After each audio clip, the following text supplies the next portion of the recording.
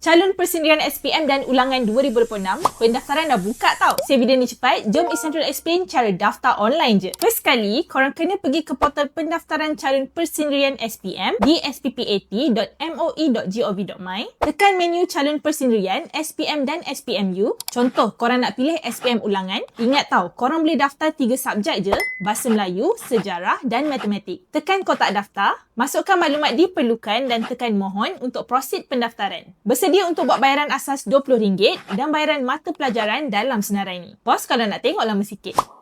Korang boleh mohon SPM ulangan sehingga 30 April 2026. Semak status pendaftaran pula start 18 Mei 2026. Next, untuk daftar SPM 2026 sebagai calon persendirian pula, klik kotak sama ada calon baru SPM 2026 atau calon mengulang. Isi details yang diperlukan untuk teruskan pendaftaran. Buat bayaran asas RM20 dan bayaran untuk 6 subjek terasmi. Pause untuk tengok lama sikit.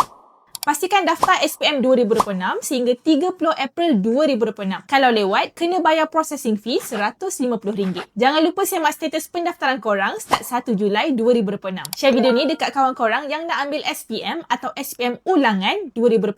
Okay? Essential dah explain, jangan lupa follow.